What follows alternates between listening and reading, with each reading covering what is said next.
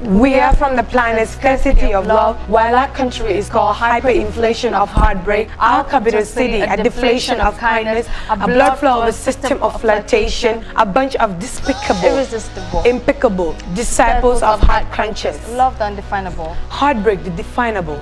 We do not do poetry, we are poetry.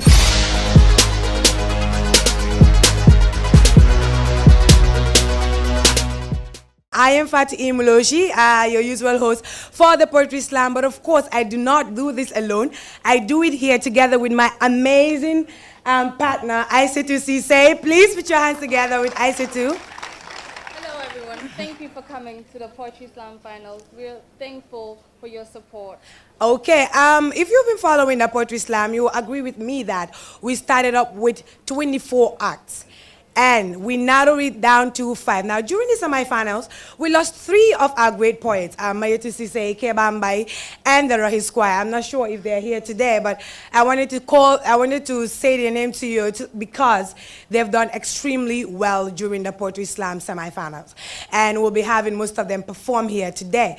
So on that finals, we eliminated 3 of our great poets. Those are the ones I named, and we're left with 5. Now, these are the 5 poets who are going to be battling it out here today at Alliance Francaise.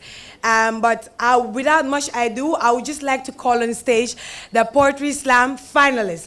Put your hands together as we call them on stage. Aliou Ceesay, Omar Cham, Chernogay, Lala Touré, and Lamin Barrow. Please put your hands together for them.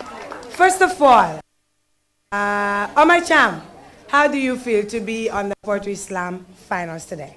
Privileged to be part of the Poetry Slam final, of course, sharing this beautiful moment with 4 of the greatest poets in the country, of course, is a big honor, and then having all of you here right with us, so it's a great honor, seriously. Thank you. All right, and thank you so much. So I will not bore you with that, so I'll just allow them to take their leave before we start the program proper. Nekumba, GRTS, Mr. Latirka, CEO of Black Magic and Immortal X, a poet, a writer, and an activist. Thank you. Please put your hands together for them. Okay, we have very important people amongst our midst here today who are here to grace this occasion, and I would like you to recognize the presence of Mr. Momodou Sabally. Please put your hands together for Mr. Momodou Sabally.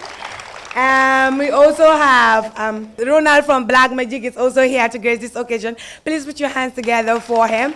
And we have our ladies from GRTS, and we also have my able coordinator up there, Abdi Jata. He's been supporting the Poetry Slam throughout. Please put your hands together for him. Coordinator of YPM. And we also have Ablai Baji up there. Hey, hello Ablai, how are you doing? Yes, and a whole lot of others too. We welcome you all to this great event. Now, without much ado, before we start the program, I would like to call on Keba Mbai to come and deliver a piece for us before we hit the nail on the head. Please put your hands together for him. He was one of the semi-finalists who was eliminated along the way, and it hurts most of the judges, especially Ndeye Kumba and all of them, but that is what the competition is all about. But we believe in their capabilities and their potential. So Keba, the mic is yours. Ladies and gentlemen, Poetry Slam, what can I do for the Poetry Slam? They said there's no reward for love except love. So I should give back to the Poetry Slam love. And my first poem is called She Left Her Shadow. And the second one is actually Faded. It's called Faded. So I'll go with the first piece. I hope you like it. Maybe it's not love that kept me alive, but every day I'll wake this beautiful dame with a plate of poetry and a cup of juicy words for her to try. And with every sip, I'll stretch her lips 1,000 miles to make her smile. Now my heart is but a clinger to all the memories that lingers. The 4 corners of the room, her shadow once gloom reminds of the moments we had. The empty chair we once sat, the lonely bed we once lie, our feelings are not meant to die. She set my heart on fire, to have my emotions inspired with every touch of her hips and every kiss of her lips, causing my body to scream as I cuddled her in my dreams. But every time I opened my eyes, she was gone from my arms like a mirage, an illusion, a delusional pain that I cannot explain. She caged me in the dungeons of her heart, for I am but a prisoner, condemned to love. Thank you. Here we stand, crying our tears of joy, saying sorry to those hands that clapped. Sorry that we could not be with you till the end, for it was the first time in the art of spoken word. Yet we won rounds, and we conquered hearts. We made you smile, and we gave these wonderful judges a reason to judge the product of our creative minds. So please do not mind. Do not mind whether we win or lose, for it was never about the crown. It was all about winning your hearts. Do not let us fade, but please allow our names to live and grow forever in the most beautiful, beautiful memories of your hearts. For by our hearts and with all our hearts, we love you, and we wish you love, light, and peace. Thank you very much.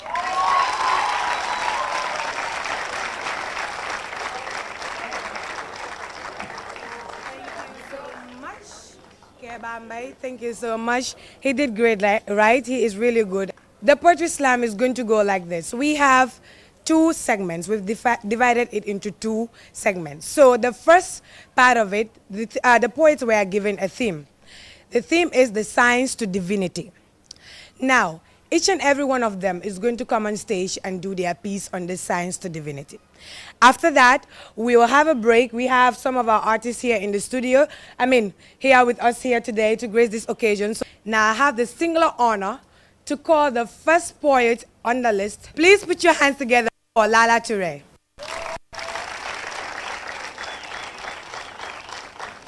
See, I believe that science is divinity and divinity is science. Ask me what science is and I'll tell you that science is the threshold of divinity and that divinity is the background of science. See, it is these two that would let man know the truth about his existence. Let's just take creation, for instance. How was this world created? As we used to do not know the answer to that question. Like y'all, I was born and I made it all decorated, yet I have no idea how it was all fashioned. But our holy scriptures tells us that God created this universe and everything in it by his word. He started with let there be light, fashioned the galaxies and the planets, made the moon to brighten up the night and the sun for broad daylight. He created the highest mountains and deepest oceans, the two different seas that meet but do not mix, and the most advanced of all creation, humankind, the only creation with brilliant mind. And among this humankind, he created the scientists who through science use the five senses to explore the universe in order to understand God's creation, make inventions beyond imagination, introduce technology and life-changing innovations, cure diseases and solve the problems of transportation. See, change the world with laws, theories, experiments, and equations. See, it is through divinity that science emerged and through science that divinity still lives on. At times there are a few controversies. Controversies will keep you thinking in which of these two to believe in, science or divinity. See, science and scientists would say that even the smallest atom in the world has a maker, yet they would tell you that this world and everything in it just kept into existence by accident. That there is no God, and even if God does exist, then he is just some unimaginable power behind the explosion of the Big Bang which led to the creation of this world. See, this is when I ask myself, if there is really no God, then who gave us this life and made us this faultless? Who created us and fashioned us this flawless? But then again, even divinity does not stand unquestionable. See, divinity taught us that this universe and everything in it was made by a God whose power is unimaginable, the divine being, the creator of all, the one to whom we shall respond upon his call. But the question is, does he really exist? Have you seen him? I never did at all. But whatever the case is, no matter the controversies, there is just one thing. These two still need each other, and side by side, they will continue to be together, because to what I know, there is no science without divinity, and no divinity without science. Peace. Good evening once again. I said my name is Omar Cham, and the title of my poem is actually bearing the theme of today, and that is the science to divinity. And it reads, Man may xam-xami adunak al-akhira, al-jannak safara. Yore yoon yu yiw ya ngir leeral leen si zahir ak baatir ak gal leen si pëyab yàlla ba si sunu borom bu amut morom jabar wala doom si diggante ngelaw bin xalli lalli am tali te talli ak géej bu amut xorom. For I am science, a manifestation of God's creations, a representation of his omniscience, omnipotence, and omnipresence, with his image forming shadows in me that I reflect unto you, to separate light from darkness, separate heat from fire, and enable you in inhale wisdom and live a life of powerful imaginations. Then don't damage yourself with the atomic bombs, the guns, the viruses, the factories, the vehicle, and the mobile phones, for that is not the side of me that can lead you to God. It only makes the world a horrible place to be, making me God's biggest enemy. Using family planning pills to ease fornication without having a child. Taking mobile phones to save you in a poetry slam whilst you're in the nightclub. Adjusting your looks with photo editors as if you're not satisfied with how God created you. Shooting bullets to the sky in military parades like Fir'aun attempting to kill God, but he is not there, he's everywhere. And in real sense, the gun can't kill God.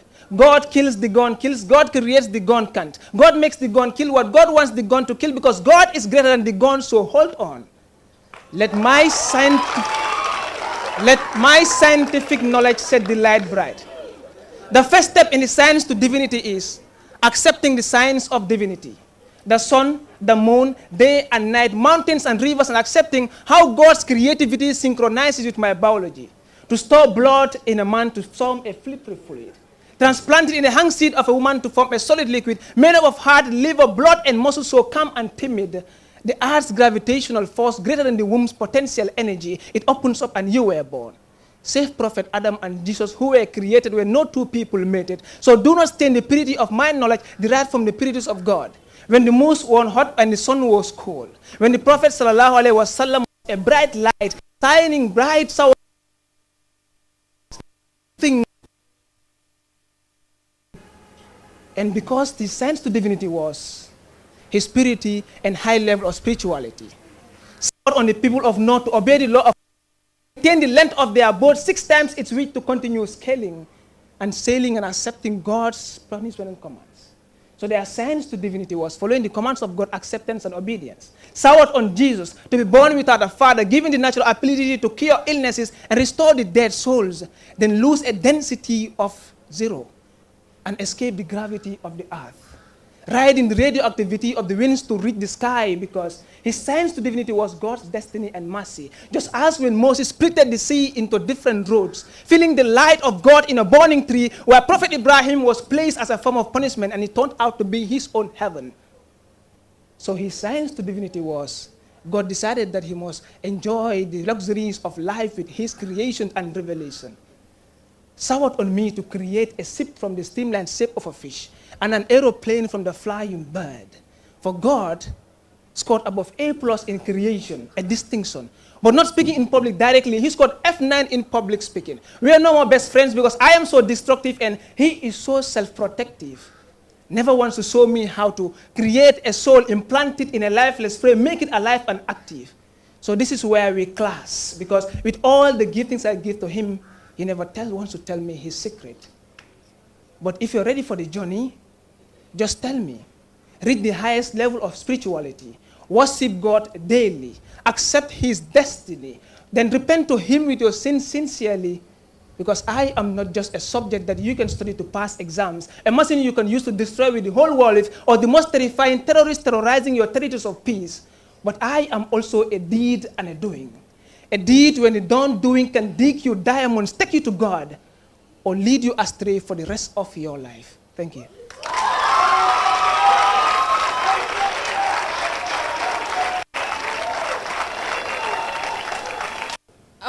contestant is Aliou Cissé. Put your hands together for him. Good evening, everybody. The title of my piece is entitled, If God Was My Science Teacher. And it reads, I grew up to us saying that life is a journey. So to prove this, I had to buy my mind a first-class ticket to explore the world in 80 ways, but it came back only to tell me that life is also a test. And this world right here is one hell of a big, gigantic classroom. But you see, that didn't answer any of my questions. Neither did it make any connections to my global puzzle, but it only left me more transfixed and confused, wondering if that had been the case then, who is our teacher? I know what is going in each and every one of your minds, but some of you are getting it wrong. You see, it cannot be God.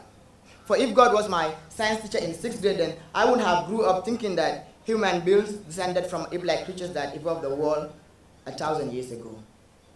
See, I would have grew up believing that I might have a brother or a sister who is a primate somewhere in the forest. No, instead, God would have told me that he created man from a single clot of blood. That he molded him out of more like in a structure like his. That he breathed life into him. He will further give me presentations on how he made apes as their own kind, different from that of man's. So who is my teacher? I can recall in my physics class where I was told that the rainbow comes out when there is a reflection and reflection of light rays whenever they come in contact with raindrops. I was made to do an experiment where I would use a glass prism and a light bulb and I made the colors of red, orange, indigo, violet, and green, calling it the prototype of the rainbow. But if God was my science teacher, guess what he would have said? He would have told me that the rainbow comes out as a reminder of a promise that he made to Prophet Noah that he was never again going to flood the lands for 40 days and 40 nights. He was further the nations on how he sent the rainbow as a reminder of his promise, that it is a second chance to mankind and all of Earth itself. In my chemistry class, I was told that liquids of different densities do not mix. An example is how oil and water do not mix. Oil with the less density stays on top and water with the higher one goes below. But then it still puzzles me how in the Gulf of Alaska where two different seas meet but do not mix. You see, this is so confusing as both of them are salt waters. So it got me wondering why doesn't the laws of density apply in that part of the world? So who is my teacher? In my biology class, I was living out after my teacher made mention that a woman would reach her menopause between the ages of 45 to 55 and wouldn't be given back to children again. If you're wondering how that was funny or why I had to laugh at it, because earlier on before your class, I read from the scriptures that Sarah, the mother of Ishmael, gave back to him at the age of 90, and not forgetting Abraham was 85 as well. So it got me wondering, why did menopause take so long for her, or does she have a double lifespan of menopause? In the same biology class, I was told that reproduction only takes place when a male sexual hormone and a female sexual hormone come into contact. But then again, if God was my science teacher, he would have sit and lean on his back, have both legs crossed on the table and tell me to read from either of the scriptures, be it the Quran or the Bible, that Mary gave a virgin back to Jesus without ever seeing the nakedness of a man. You see, there might be too much contradictions between science and religion, but then they might agree that on the same definitions of the human embryo. They might agree that the mountain takes hold the earth far below. But at the end, when it comes to life and death, see, my science teacher told me that we only live once, that you will all live, die, and simply turn to bones. There is no afterlife. You only live once, at the same goes YOLO. But then God will ask me to put a broom in my head and sweep that information off. Because like he does to the grass when they die, and then the rain arrives and then it all regrows, he's going to do the same thing to our very soul and then bring us all back from our fingertips right to our toes. You know, there are a lot of contradictions between science and religion, but I do know that if God was my science teacher, then the world would have been half as messed up as it is right now. Thank you. Our next contestant is Lamin Barrow. Could you please put your hands up for Lamin Barrow?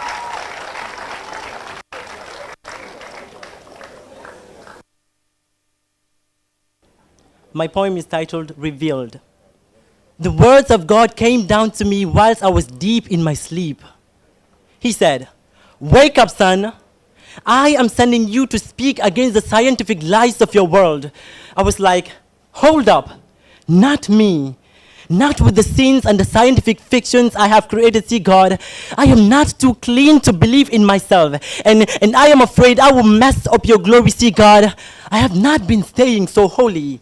And then he said, now that's the point. Let that be your testimony. But I was like, I am weak, Lord.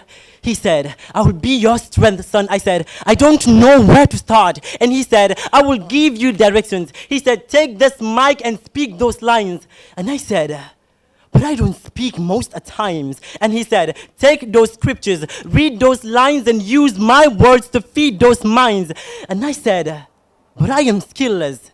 And he said, but I'll still bless you with the quest of these command. My faith in you, Lord, is the real test. And he responded, listen, son. Go into the world and reveal my messages to them. You may be teased and condemned by the futures of men. With a stick in your hand, walk the roads ahead of you. I am that I am, and this is my command. You are living in the season of planting my seeds, and there's millions of people who are seeking to enter my kingdom. So be strong, child, because I, the Lord, said you should do so. And so I ask, what message will you shine right through me so I can tell your believers? And he said, see, the reason why Muhammad sallallahu alaihi wasallam suffered was to free you from lust. The reason Jesus had to bleed on the holy cross was to free and salvage you from your egotistical pride. I am that I am, and this is my command. So stop. Quit responding my calls with all those flimsy excuses. I am aware of your imperfections, but see, your disability plus your inability to find me is the real deal of the manifestation of my Christ. So child, be strong. It's a command.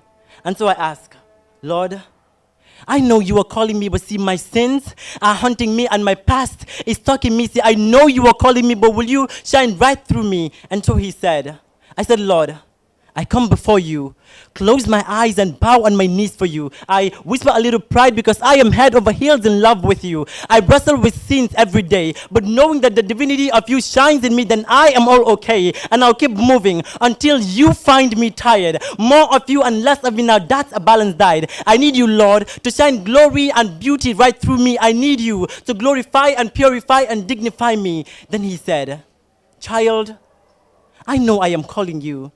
And although your sins might be hunting you and your past keeps stalking you, see, you know I am calling you so that wake up from your slumbers. And now I ask, what message will you send right through me so I can tell your believers? And he said, tell them that the real science is the worship in my unboundful memories. Tell them that the real science is the belief in my oneness and the worshiping of my greatness. Tell them that I am the Lord and I am in control of everything. Tell them that I breathe souls into your bodies and what you express beyond your boundaries. I am that I am, and this is my command. I am that I am, and this is my command. I am your Lord. And understanding science is understanding the Tawheed, and which is the belief in my oneness and the worshiping of my greatness. So go tell them that I am the Lord, and they should believe in me, because believing in me will lead them to a place called the epitome of your ecstasy. So tell them, and I am your Lord, and that understanding science is understanding me, because I am your Lord and I breathe death into your souls. So know that I am your Lord, and science is just another way of projecting my veins into your eyes. So see the sun, the moon, the stars, and then see me in them, and then dig deep into your heart, because I am the science in your heart, and then dig deep to find me. But until then, you are just another lost soul. Thank you.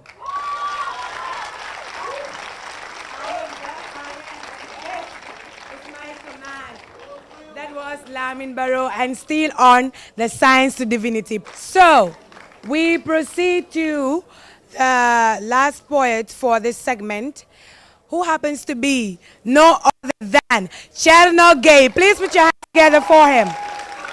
Good afternoon, so I say good evening. I don't need to introduce myself, but one thing you need to know is I'm not gay. And then when the topic was given, at first I thought it said science and divinity. So I wrote about science and divinity. Then Molosi texted and said it is the science to divinity. Am I right? The science to divinity? Yes. So I had to write about the science. And know that this is just a title. The title of my poem today is God is Dead. And here we go. See, we were told that our eyes couldn't bear his light, nor our ear his voice. That he is the Creator. All is known to him, from the last grain of sand in the middle of the desert to the smallest creature, that nothing happens except the universe exists only by his will, that he neither eat nor sleep, nor does he lift a finger to do anything, but by his will, his wish is fulfilled. That even in submission and the magnificent angels get on their knees and hands in petition, because he is the seen and the hidden, the truth and the light, the first and the last, the beginning and the end. From him we came, unto him we must return, because he is what was and what will be. So say he is Allah, you are God, the creator, the all merciful, the magnificent, powerful, but too bad. See, God is dead. Dead, and we killed him. Not physically, no, but spiritually, subconsciously. See, we killed him in our hearts because we truly believe in him. We killed him in our minds because time to remember him. Gradually, God keeps fading out of our lives. So parts of philosophy is saying you cannot believe what you can't accept, what knowledge can't explain, or no one has ever seen. Forgetting that science and divinity are in fact on the spectrum. They don't teach us this in the classroom, but every scientific breakthrough is a manifestation of the power and magnificence of majesty. See, science is light. Technology is power. Everything that science ever discovered, evidence about the atmosphere and the ozone layer. Allah said in the Quran. And we made the roof, yet they turned away from our science. Put on the very tip of man's finger. Even the Big Bang is mentioned in the Holy Quran, Surah Al-Anbiya 21, where Allah, do not the unbelievers see that the are joined together and we ripped them apart.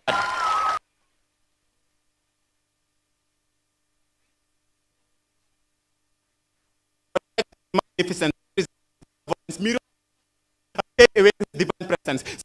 It's a blessing, but we talk.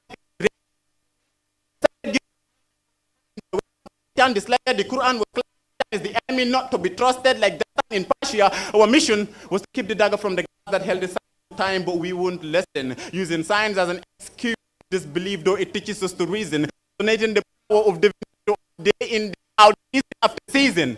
See, we asked the questions, and God sent a messenger with a book providing the answers. But we rejected his word, saying it's by fabrication.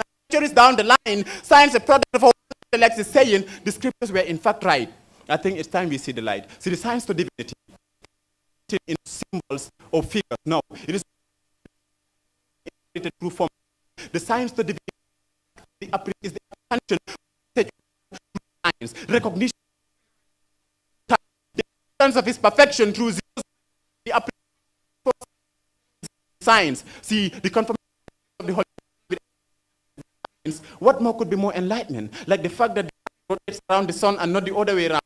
An expansion of the universe, and the fact that the constant of the universe and continuous process of the soul. Quran predicted, science proven. In biology, Allah speaks of the fetus and the human embryo. In astronomy, he speaks of the solar system, the moon, the stars, the planet, and their orbiting motion. In chemistry, Allah speaks of chromium, gallium, vanadium, neodymium, potassium, samarium, nitrogen, oxygen, and a lot more. In physics, Allah speaks of matter and the speed of light. In psychology, Allah speaks of the human brain and mind. In sociology, he speaks of love and brotherhood, duty to neighbor, and social responsibility. In geography, Allah speaks of the mighty mountains and the vast seas and oceans. What more evidence do we need to believe that? What more evidence do we need to believe that all knowledge belongs to Allah? Science is not an exception. That the Quran is a book of guidance, and science is a faction. Could there be any more clearer, more vivid, more direct, or more specific evidence? What better guidance is there to find after the Quran and Sunnah than science? Isn't every scientific achievement a manifestation of the power and majesty of Allah?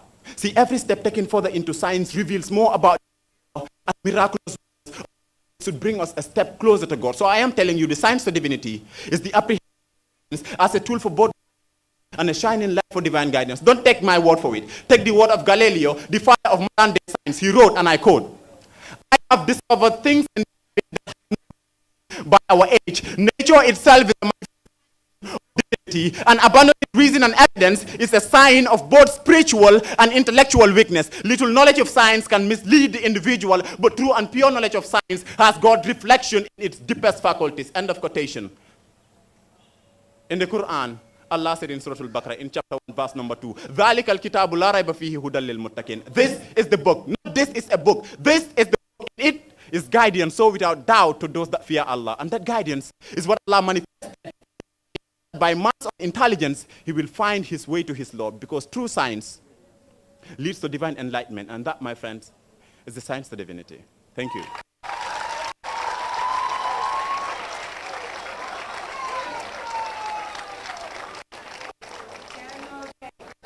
Please put your hands together for him one more time. That was Cherno Gay. Yes. Aisha? I would like to ask the judges, how was the first segment? Okay, having listened to the 5 poets, I love the theme. Sometimes it's a little bit hard to work your way around the theme. And some did justice to the theme, and I think some poets actually need a little bit of work. Omar's poem, I did like the science is the manifestation of God's creation. It kind of settles the battle between science and God. I also love the contrast in Aliou Cissé's poem. The contrast which was what is taught in schools and what is written in the holy books, and mainly that is the Quran and the Bible. I also loved Lamin Barrow's conversations with God, though I wonder how he'll fare if the actual conversation took place. But on the side of criticisms, I would say all the poems were long. They were really long. You don't need, I always say this, you don't need to have a long poem to get your point across. Some of the poems at the beginning, I was listening and enjoying it. At somewhere in the middle, you kind of lost me, and then I get back to it. And that's because it is long. But then again, it's the finals, and we're taking note of everything. So congratulations, and good luck to all the poets. I think it was a good round. You spoke about expectations. All in all, if I was judging the group of finalists, I'd say they've all done better. They've all done better during the rounds. So if I was judging them as a group, I'd give them a 60% as a group. But that's because a couple of poets did way, way lower than they've done during the rounds. A couple of other poets went a little bit below the mark.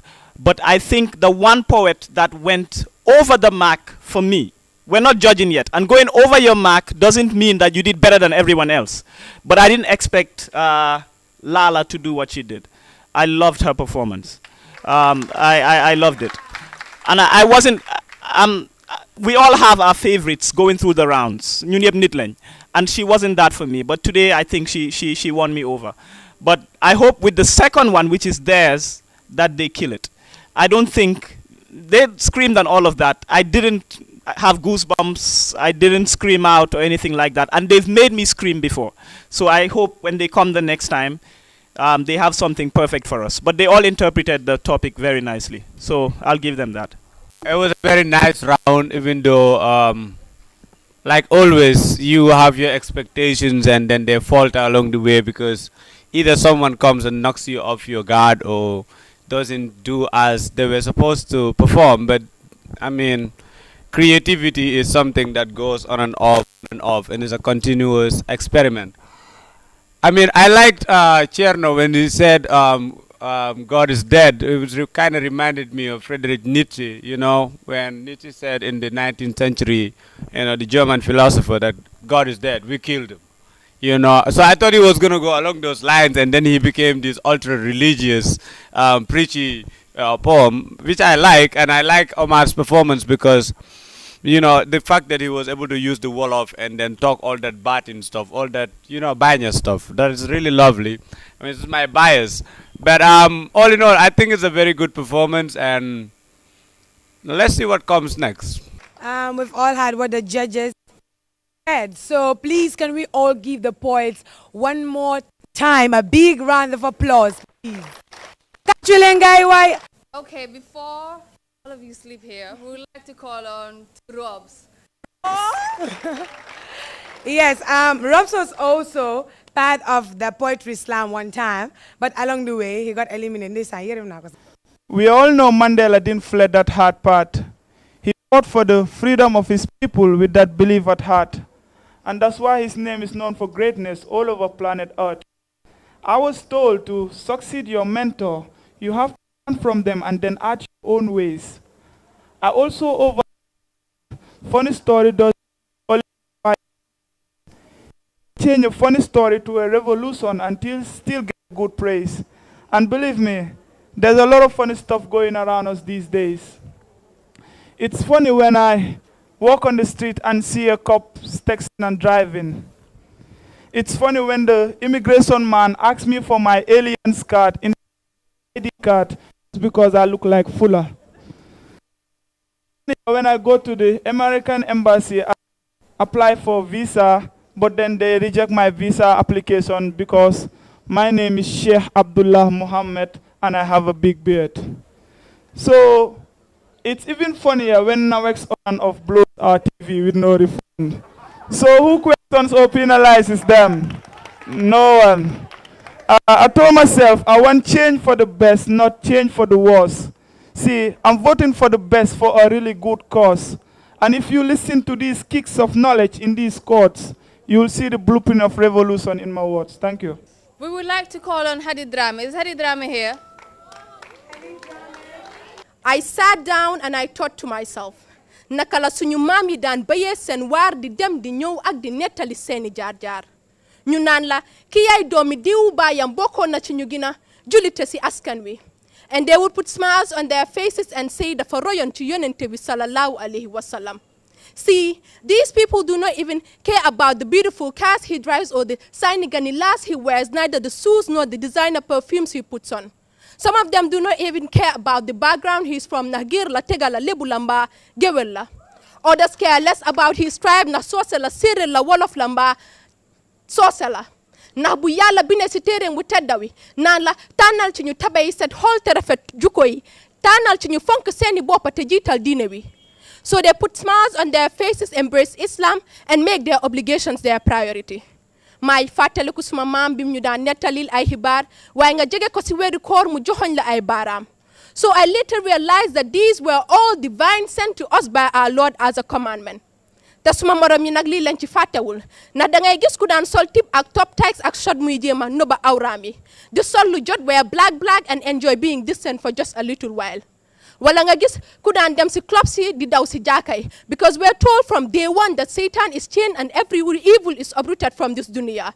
Te ku ci yàlla jël sa bakkan nga barkelu si ay yërmandeem. Yàlla buur bi ne la oral ma jéggal la sa ay baakaar nangu seeni ñaan ma wàcce leen ay xéewal. Sometimes nga gis ku daan déglu music di déglu alxuraan wala ku daan dem si clubs yi di dem si waare yi. Why? We are all humans. Leg sa nga gis jangha bu negotiate ak faram so they wouldn't talk during the day waaye su guddi bi jotee ñu boxu seeni lal di wax si téléphone bi ba fajar jot ñu kiisante goodbye and start their day with a sense of purity. Waaye nag duma haste ndax buñ fi doon tuurante diwlin kon maa fee gina niin. So I hope we fast to feel the hunger felt by many around the world. And we're grateful for every breath we take in this dunya. Te maa ngi ñaan yàlla ren gënal ñu daaw ñu fekkee déwén ci wér ak tal ba bu ëllëgee ñu nekk ay mag di nettali suñu set démba. Thank you. Okay, we would like to call upon Omar Cham. Please put your hands together for him. Man mënatumay am nelaw bu doy ndax ñu ne loolu weesu na. Liggéey sin réew mee jot jànku wante fit nag naaj bu tànga ti loo se mara ay sarakam fara mbaloo ka taranka jara jara. So sleep no more, for the dream is over. The mental battles and hallucinations are over, so drop the arm on abscond the dream field. It's time to work and we cannot spend our whole life sleeping. So if actions will do the talking, arise like a flight passenger tying a seatbelt is a flight to a new destination. To erase the tears that rolled down our cheeks in trying times when we could not speak. To cure the heartaches, heartburns, and heartbreaks when brutality murdered us in accelerations without breaks. To renew the smiles that we lost in fear that the devil was so near. And restore our pride and dignity that we lost in cracking rocks when we were yet to settle the political dust. So you must be set to let the rough rain sound into our train. For the wind of change to swallow our twists and reveal our wishes. With determination, stuck to our democratic luggage, zipped with charisma, shielded from the spirit of peace preaching. Sprinkling the changing key to the padlock that locked our development cages. That seized our voices and choices, derived from failed forces in our political roses. That gave us the black machete in the wind in where to drink the blood of the innocent lives. And we could not even have the chance to mourn our death. For such task was given to the chemicals in the headquarters and barracks, in oil wells and plastic bags in the hospitals and forest parks. So sleep no more. For this is a unified stride that should be light white, with an intellectual stride to kill the venom of the vampire's bite, a garment of change that should be worn white, sprinting to the fire of amendment we ignite, fueled by bravery in our hearts inside that all we need is generous leaders so upright. So sleep no more. For the pillows we to lay our head on is no more. Is now an iced iron, iced with icy ironing that throws our voice in our silent weapon, denying us the opportunity to think with broad brains locked in the caskets of dimness, unable to think or speak. But since we have climbed this far, in crest and trough, rough and tough, we must sleep no more. For the bed we used to lay on is no more. It's now a dehydrating wood, a friend of psychophancy that gets us attracted, rested and zested above in fire that we don't know till we're arrested. Tortured and humiliated, leveled and divided, a farewell to life unrealized till we're assassinated. So this is a rejuvenation of our dead souls with stress is no more. A purification of our blood and generation as we still shall stand still to get once again explanation of democracy, of freedom, of liberation, and determine if there needs to be taken new decisions to take us to our new direction of change, progress, and steadfastness. But not to worship our leaders like idols or compromise their wrongs like red pens. Not to dig deep down for diamonds or decorate stones to lean on. Not to hold or hail the magic seeds for our cruel heartbeats. But to rectify our rate of hate and form a seed of love that will never fade. Create a development agenda to make our nation great before it's too late, for our faith in the state is at stake and we can no more wait. To allow the sunlight set bright as we celebrate our glory. So I will make my mind to mind the deepest words of poetry that will not be called a crime. As the wind of change splash on everyone's skins as we celebrate this glory. So if it is their right, let the media operate. Let tribes cultivate. Let the farmer cultivate. Let religions tolerate. Let cultures integrate. Let poor harvest depreciate. Let failure retardate. Let the activists advocate. Let the artists decorate. Let the teacher educate. The Red Cross, the first aid, our education is better grade. So if it is their right, then let the dream stop. Don't let the mad talk. Don't let the corrupt ride. Don't let the vampire fight. Don't let the soldier fight. Don't let the thief hide. But let the tears dry. Let the infant stop the cry. Let the blind sight. Let the writer write. Let the poet recite. If it is their right, then let the flag fly high. So if the call to oneness is true, the journey must begin. The brief reward and ratification in heart-cooling stewardship and dedication.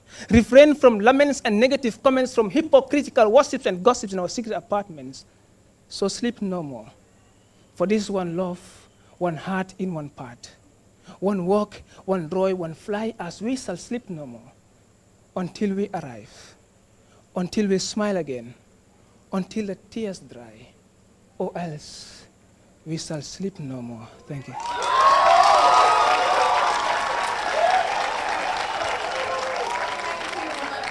So our next contestant is Aliou Cissé. As if it were a quest to climb on Mount Everest, I mounted on your body. As if I had to peel off the layers of a corn, instead of undressing your clothes, I rather had them torn. Even though that night you had both your legs crossed and glued and tied to each other, I had to push and pull until I found my way right in between your thighs. Behold, for I finally find it. You see, the treasure mounts in my head led me right here, and that treasure chest that I have been looking for all my life lies right there, patiently awaiting for me, behind that white-colored panties decorated in red hearts. See, I wasn't ashamed that you were only 9 and had a fragile mind. No, maybe right now I am ashamed that I am reciting this piece, but by then I could care less. Never mind. All I followed was my sexual desires. So to kick it off, we officially started the tug of war. As I grabbed one end of your panties and you the other, we both pushed and pulled in opposite direction until I eventually became victorious. I placed a knife on the side of the bed and threatened to kill you if you ever screamed. I held both your arms firmly, spread your legs wide open, and I made a 4 scoop of that ice cream. This is heaven in paradise. As I slid inside of you, I could see my own reflection in your very own eyes. More tears came out of your eyes as I hit it harder. But then again, I saw my reflection. This time I saw my very own eyes blazing in flames, ignited by my own cruelty, and God damn it, my sexual desires. Even though it was almost impossible to penetrate you, I had to force myself inside of you. See, I fired upon you with my weapon of mass destruction, made you bleed and colored the whole room red, especially the mattress that we laid on. So that night, as I groaned in desire, you moaned in pain. As I oohed in pleasure, you awed in pain. For every single stroke of me in pleasure was equivalent to 1,000 strokes of you in pain. That night, I might have been high on something, I don't know what, but then you were my Hennessy blended up with Mary Jane. That night I was worse than the best. I had imaginary claws on my fist. See, that night I couldn't stop. I wouldn't stop was my motive. I just needed to hit that place one more time. See, I was actually starting to come, but I never arrived to the place where I actually needed to stop. So at the end of it, it was a mission accomplished in ripping you apart. It was an installation successful in implanting hate and mistrust for men inside of your heart. You grew up scared of my kind. Your heart was empty and your mind was only filled with disheartening memories of me that turned into nightmares whenever the night got dark. So today I stand here with utmost shame and regret that I ever raped you. See, in fact, I'm not standing anymore. See, I need that you forgive me for doing that to you. See, I ask you to find a place in your bruised heart to forgive me. See, I ask you, I know it might be bitter, but let it go. If you can't let it go, then please, whatever you do, just take this knife. Stab it inside my heart for ever making you bleed that night. Would you just cut my genital off for ever raping you? But if you can't, take a knife and cut my body apart. You will see my soul standing and saying, I'm sorry that I ever raped you. Peace.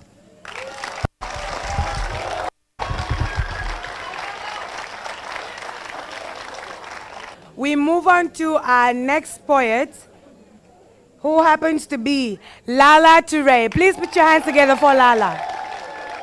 When they said, and I quote, freedom means you're unobstructed in living your life as you choose. Anything less is a form of slavery. See, if this is so, then I am nothing but a slave whose silence needs to be heard. See, my life is determined by the choices made for me by my family, my friends, my religion, my culture, and my society.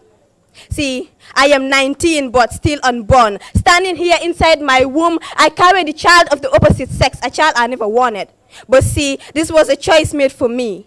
I was pinned against the wall of a stairwell in a place where not a single soul was likely to dwell. The father of my unborn child took away my innocence and my pride in the silence of the night. He used me to satisfy his lust, breaking me into tiny pieces with each touch and trust as he raped me. See, I am 19 but still unborn. Every day I wake up to the cries of children, spend my day doing domestic chores, and when the night falls, I have to satisfy the needs of a man I was forced to marry, a man old enough to be my dad.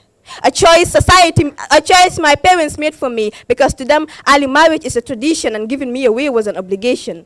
See, I am 19 but still unborn. I am black, so society looks down and discriminates me. Every day in the bath, I use a brush to scrub off this color of death from my skin, but it never works, so I turn to the bleach creams to have a lighter skin. A choice society made for me by discriminating my black color.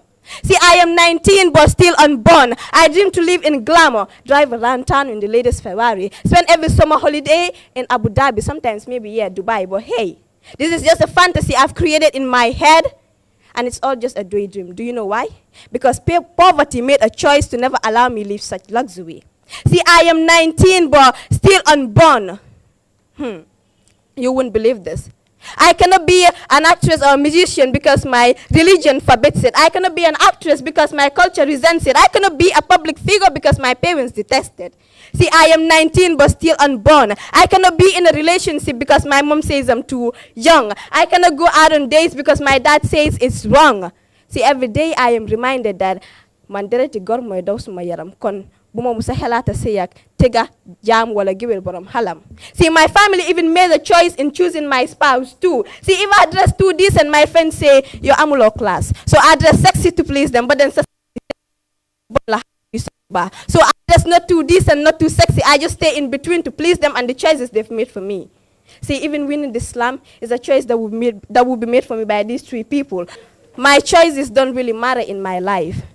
I live my life the way others want it. And these choices people make for me are like chains bounding my freedom. I just want to break them and be free. See, I may have the sweetest smile glowing between my nose and chin, but only I know the secrets that I hold within. See, I want to be able to spread out my hands and fly so high that I can touch the sky. I want to live my life with my voice, to be able to make my own choice. Only then will I be happy, and only then will I be able to rejoice. But then again, I guess that is somebody else's choice to make for me. So I'm going to just say this one more time, that I'm 19 but still unborn.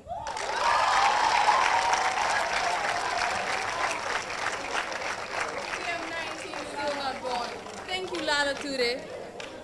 So, our next contestant is Lamin Barrow. This poem is titled Dating Mental Depression.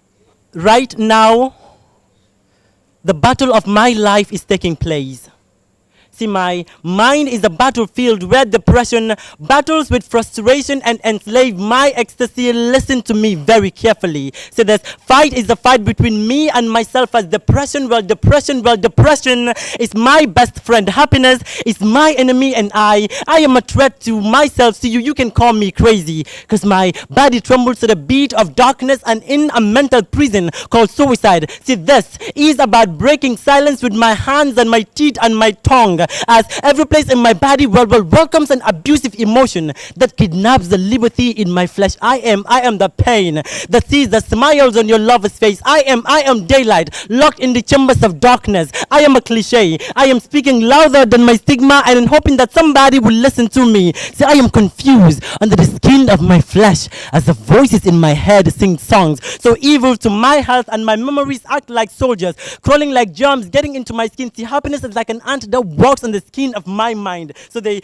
call me a movie that has a cool start, a vile middle, and a tense ending. They call me a psychopath because they say I twist, I unfold, I crisp, and I whisper to myself. And sometimes I destroy everything in my mind. Sometimes I break things so they will love me in pieces. Sometimes I scratch my head till it bleeds. Sometimes I get angry for no reason. Well, sometimes it is a combination of love and hate confusing in a nice way. But that is how I kill depression. That is how I defend myself from letting these feelings destroy me. When sadness embraces me like my own child, and happiness runs away like my deadly enemy. See, sometimes I am wrapped in good intentions and I do very many good stuff. See, I'm not friends with a demon breathing under the covers of my skin, but somehow I learned to kill them with love, and somehow I wish you did explain me to myself. But see, you are running away from me. See, hear me out, mental depression. See, get out of my body. See, you are sick and my body is a temple and not an asylum for your insanity. See, your pain abuses my emotions and dump them into a mental prison called suicide. I am that your thoughts have given birth to. I am the color of love. I am a beautiful tragedy trapped inside this mind. I am that you have made out of me. But still, listen to me. See, I have a confession to make. See, it is depression that makes me act this way. See, if you doubt me, then get into my skin. You can cure my depression with love, and I will write a poem about dating mental illness. But my trauma said don't write this poem, because nobody wants to hear you crying about the grief in your bones. And my bones said, write this poem to the chandelier of your faith. Write this poem to wipe the tears of the pain inside you and liberate your insecurity. You need to write this poem so that the next time you come out of your skin, see, nobody will push you back inside. But still, listen to me. See, I'm not angry at all. It is depression that makes me act this way. Thank you.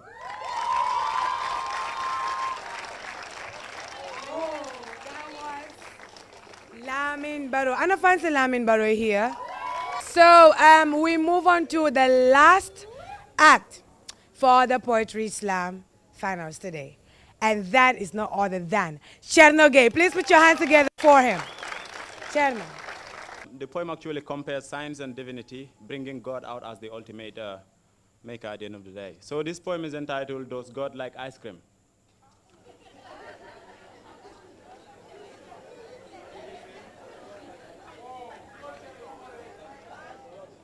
Does God like ice cream? Here we go.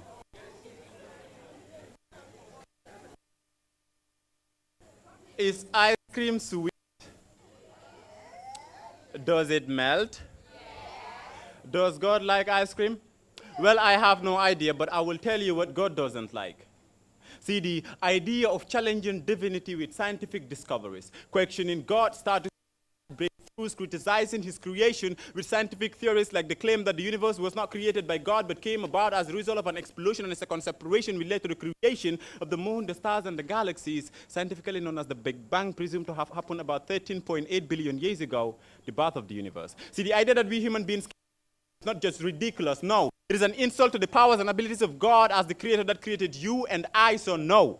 I do not know if God likes ice cream, but I know that and invent and fail, theorize and lie, predict and fall short, make mistakes and errors. See, that is science, because science is the work of man, and man is imperfect, inadequate, limited in knowledge, and blind with the future. So I have no idea if God likes ice cream, but God is not imperfect or inadequate, and that God does not make mistakes or fall short, and God is not a concept or a theory. See, God actually exists, and He is divine. See, He doesn't need formulas or equations to solve situations. He doesn't need experiments or operations to modify His creation. No. See, He wills things, and they happen. Tell them to be, and they are evidence. In Genesis, the first book of the Holy Bible, chapter 1, verse 1, 2, and 3, in verse 1, in the beginning, God created the heavens and the earth. Verse 2, and the earth was without form and void, and darkness was upon the face of the deep, and the Spirit of God wandered upon the faces of the waters. Verse 3.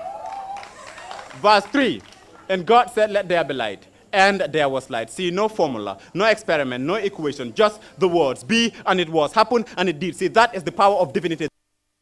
And it doesn't need from science. See, genetically, the genetic codes of all the human beings in the world are 99.9% the same, yet forensically, the fingerprints of all the human beings in the world are different. Who else could have done that other than God the Creator? See, naturally, all babies require the intimate meeting of a man and a woman before they are born. Interestingly, Jesus Christ was born without a father. Science couldn't explain how his birth was called a miracle. Strangely, Prophet Moses had the ability to turn his staff into a snake every time he wanted to. Science couldn't explain, so he was called a magician. Amazingly, Serene Touba prayed in the heart of the Atlantic Ocean, standing on a sheepskin. Again, science couldn't explain, so he was called a great man. Unbelievably, today we are all witnesses to events unfolding that were prophesied in the Holy Scripture of Islam, the Holy Quran, 1400.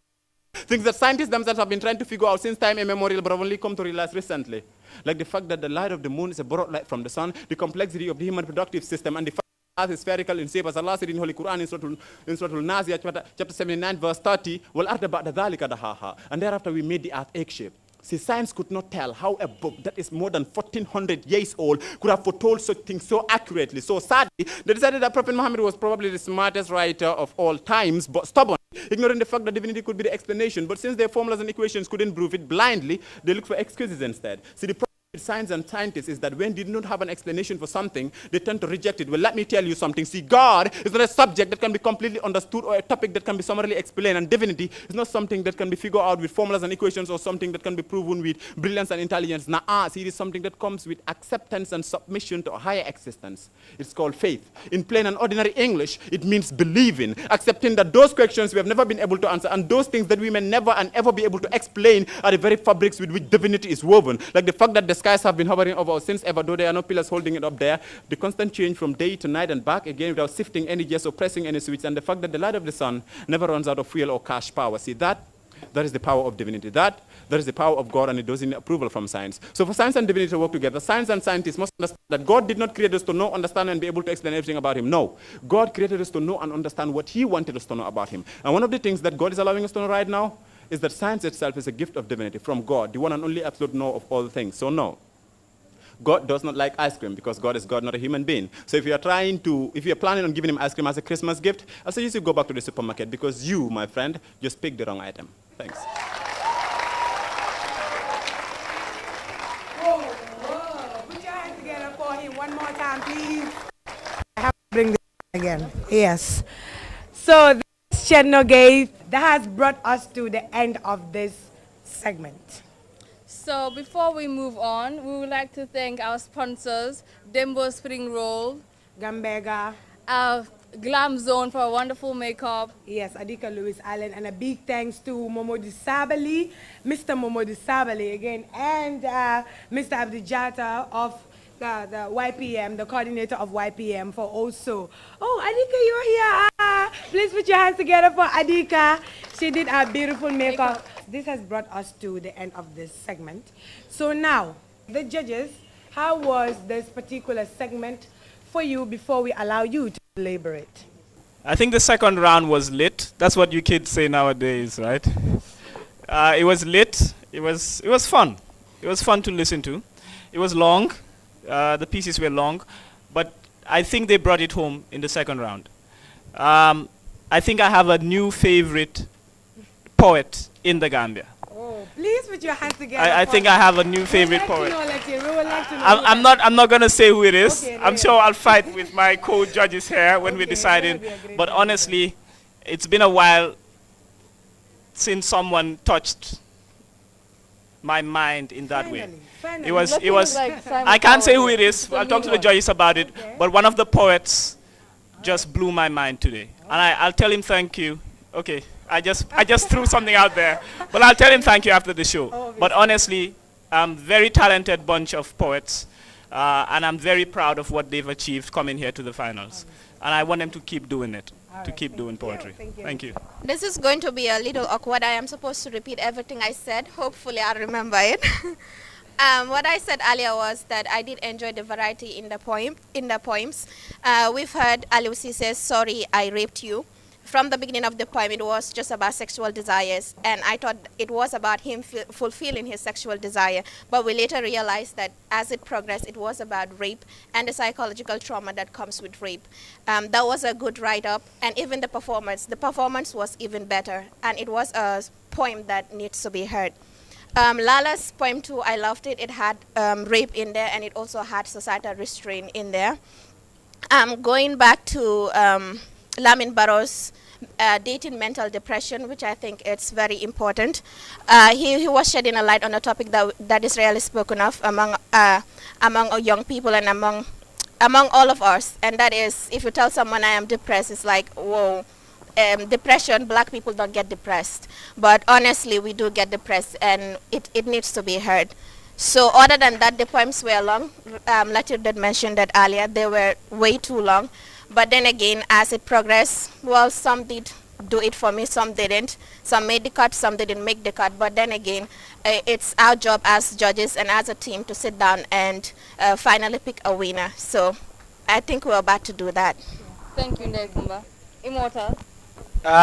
Yeah, I think the poem, the second round was like really good.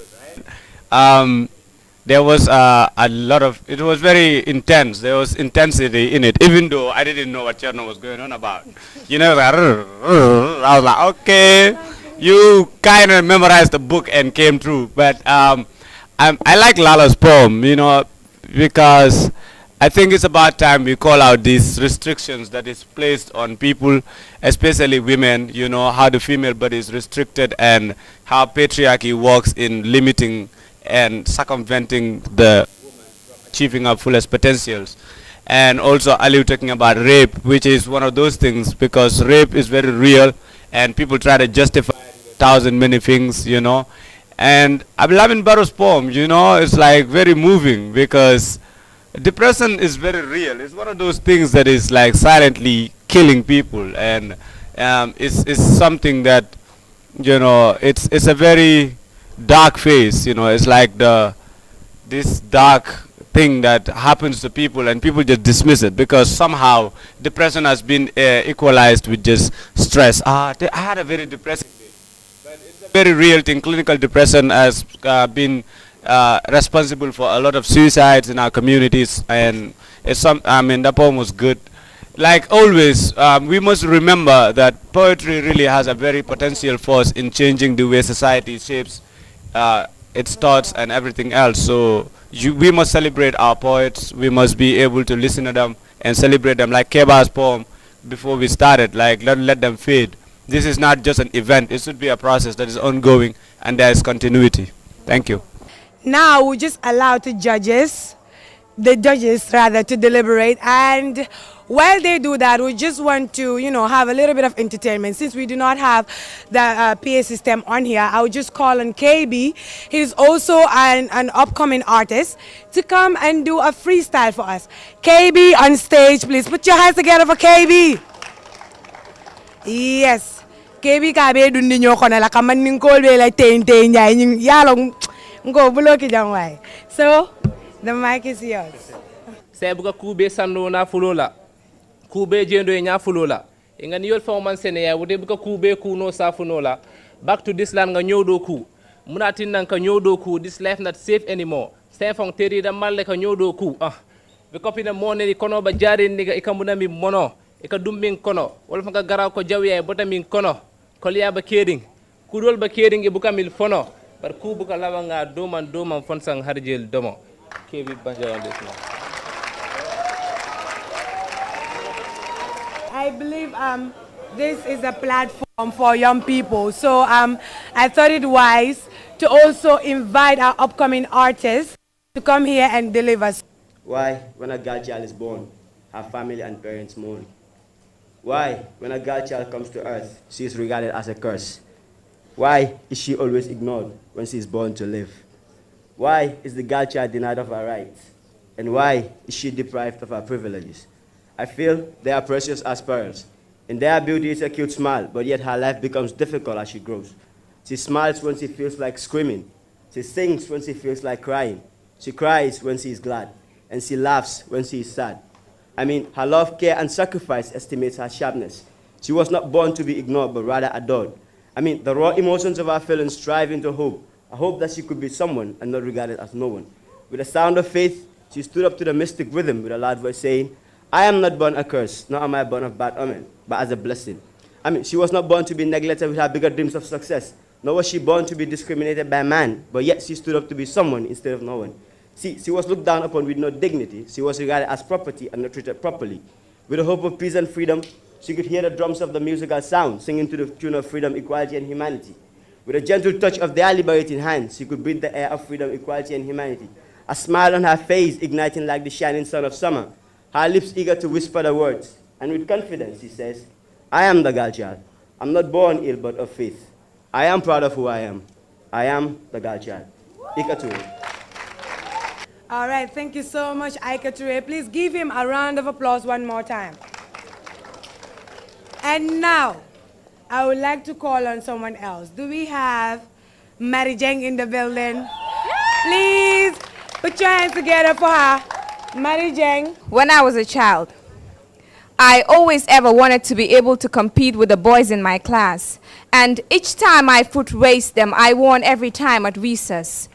Because of my muscular frame, they called me names, and from the way I only ever wore soccer t-shirts and sweatpants, the names were implanted into my brain like growing weeds. I only ever wanted to be feminine, like the Chimamanda Ngozis. I started wearing skirts and dresses, and in middle school they shrieked at me like racist. The weed on my mind only grew and grew until I became a mixed drink cocktail or an attire brewed. With one part of me, loneliness was ensued. I thought the definition of a feminine began with the word frail. No one ever realizes how greatly words affect us as we sail, how simple nicknames can turn a pretty girl into a skeleton in a male. At that instant, I became a girl of substance. Even you could see my ribcage through my t-shirt, and my spinal cord protruded loudly through my wheated skin as if my bones were dirty knives or a fin. I became the girl that was never enough. Not good enough to speak poetry, not good enough to lay paint on a canvas, not prim to perfection, not undeniably straight, not smart enough or fun enough. I became the girl that was never enough. I never told my father, for he too thought I wasn't enough. I only ever wanted to be strong, and as a child, I was told that strength was something only a man possesses. But as I have grown older, I have realized that strength is nothingness, that it's not about weakness, but the ability to overcome anxiousness. It's about being able to lift a lifetime of baggage on your broken back like a luggage. Because the ones that kicked you when you were down are going to be the ones who were ultimately wrong. We will never be the ones who gave up on hope. We will never be the ones who gave up on each other or our mothers. We will always be enough. Enough for the ones that shunned us. Enough for the ones that caused us, hurt us, destroyed us, beat us when we were in bruises. But you see, bruises fade, and the scars on our flesh are only stories. Stories we will overcome. Yes, we will overcome. When I was a child, I always ever wanted to be strong. Thank you. Okay, it looks like we've come to our conclusion now. It looks like the judges are done. But before that, I would just like to thank some people who helped us during this Poetry Slam. Gambega for the drinks and Dimbo Spring Rolls, Glam Zone, Adika Lewis Allen. Later on, we give you her number. If you want to have your trendy makeup, you can always contact her for any kind of makeup that you want. And a big thanks also goes to Mr. Momo Disabali for giving us this wonderful trophy that we have over here. And also a big thanks goes to Mr. Abdijata, coordinator, Young People in the Media, for also helping us out through this Poetry Slam. A big thanks goes to the Poetry Slam crew we have here. We have Winifred, Nicole, all of you know Winifred on news and all that. We also have our guy Borom Gonalbi, she's the one busy with all the certificates. And we also have Aja. Aja is the assistant producer. Big thank goes to Aja for helping us out throughout the Poetry Slam. And not forgetting Chare Sane. Chare Sane is amazing. She's been helping us throughout. She's been the producer. Unfortunately, she could not be here today. But if you're listening, Chare, a big thanks goes to you. And we hope in the subsequent event you will always be present to grace this occasion together with us. And we thank you all too for coming here to grace this occasion. And yes, a big thanks to Alliance Franco for the space. As you can see, we didn't pay any butut for this. So a big thanks goes to them. I would like to call upon all the finalists, the 5 finalists, to come. Yes, can we have them on stage? Omar Cham, Lamin Sise, Lala Touré, Cherno Gay, and Lamin Barrow. Can we have you on stage? They all have certificates, so I would like to call on Mr. Abdijata, coordinator Young People in the Media, to come and present to them their certificates. Abdu?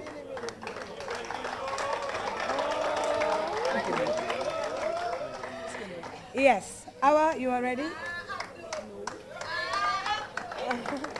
That's Abdijata. Abdu, thank you so much for the support.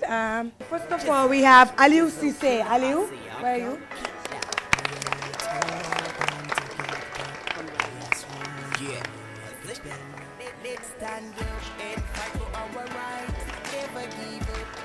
The second person is Omar Cham.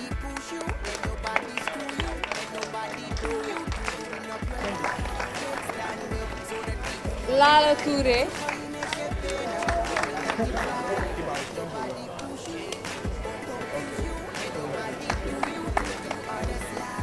Lamin Barrow.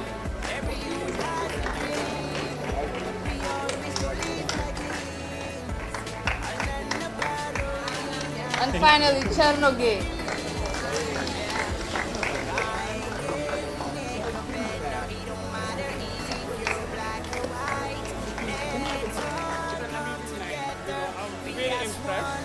You know, to be here, I'm with you. This shows that Gambia have talent. This is the idea that we conceived 2 years ago.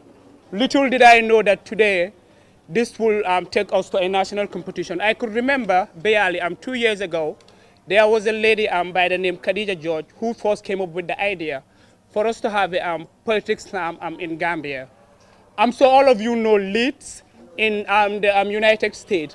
Like we have the Leeds young authors. So when the lady came, she came up with the idea for us to have similar thing in Gambia. And then Molochi, being someone whom she's so passionate, you know, when it comes to in terms of poet, I think she do it with Marijan. You can see what Marijan has done here. So this was a platform that Molochi had, you know, when she was at YPM. And then when she started her intern with GRTS, you know, so she started with the idea, you know, to take it at national level. By then, Sabali was the DJ. I'm not surprised that he's here today. And then Sabali gave him that support. It was something that we conceive as young people in the media. So the young people in the media members who are present here, can you give a big round of applause to you? Because without your support and then your effort, you know, this thing would not be possible. We wanted to take this thing, you know, to another scales. I am somebody whom you know that I do not just make empty noise. I don't believe in noise. That is why I hardly go out, you know, in public functions. I'm really impressed, I must say, here. And then this is something that I'm not bragging. I'm not just making noise. My team members know the kind of leader that they had. This is something that we'll take at an international level. I will show these videos to Khadija. Every year they do take young people from Leeds, that is in the UK, to the United States.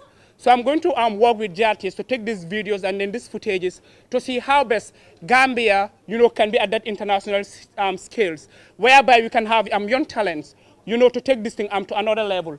Like these young people, you know, they can even go to America, like the UK, the way they do it. So that is something that I'm going to push. This is something that I'm going to push, and then I'm going to make it happen. I must say that, you know, when we start showcasing those videos, I don't want to make noise. Some people see it and then they snatch it away. They went and they do something with it. But I am somebody who believes in it, and then I'm going to make sure that that platform that Khadija share with us, you know, we take it to another level. I know it has been a long day. I will not be talking that much. I must say that I'm really impressed to be here. And then you people are all wonderful. On that note, thank you very much. Moloso. For that, we want to have Mr. Momodu Sabali on stage to hand over the certificate to the winners. Sabali is someone who has been really supportive during this Poetry Slam to where we are today. He was the first person that I spoke to about this Poetry Slam at GRTS. And that same moment that I talked to him about it, he said, you know what, let's start this next week. Like that. So Sabali is one of the people that always welcome new ideas. He's very innovative and always support young people in whatever that they want to do. And I must say, I am really honored to have worked with you, Mr. Sabali. Please put your hands together for him as he comes on stage to give the poets, to give the winners their award. So I would like to call upon Immortal X to announce the results. What everybody has been waiting for, right? It has been a very long journey, and I don't want us, okay, you have to calm down, right? If we announce, if you're happy about it, just know that this is, you can't ever judge people's creative impulse. So if anybody, if your candidate or your contestant didn't win, just accept in good faith and know that there's no winners or losers in the creative life. You know, everybody wins in the end. On that note, I will announce the first or the second runner-up is Aliou Cisse. Put your hands up. Thank you. Please. Okay, so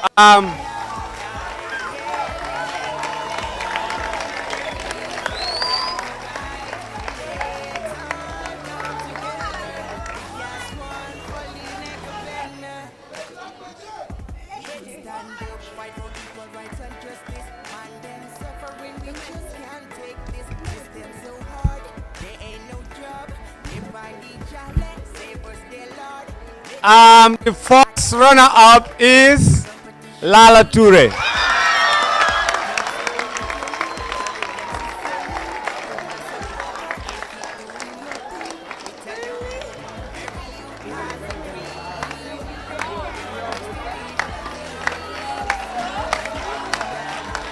Congratulations. Okay. Calm down. Okay, so this is the ultimate, right? Calm down. Stand up.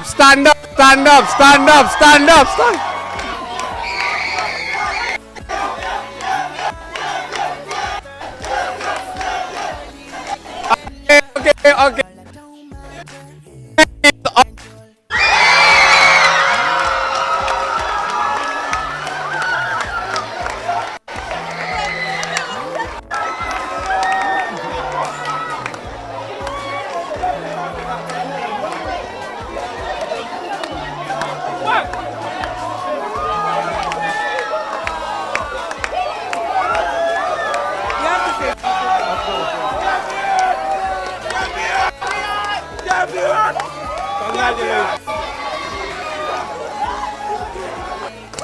Congratulations, Omar. Congratulations.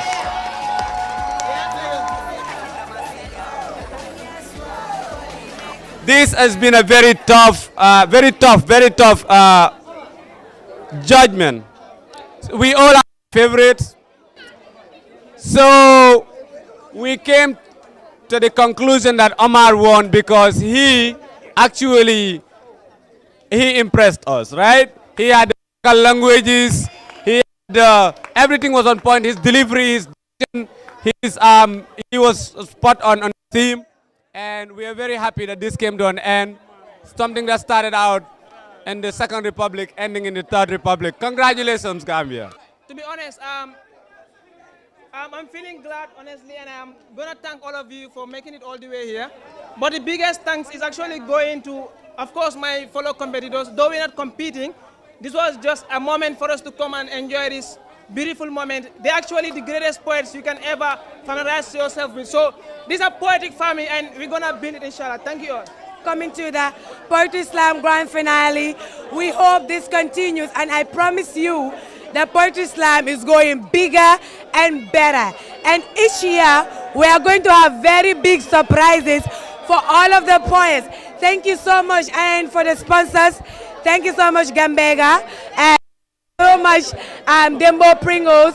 A big thanks to Glam Zone Adika for the makeup, and a big thanks to Alliance, and not forgetting GRTS, our only national TV station in the Gambia that has given us this platform to be able to give young people the opportunity to showcase their talents.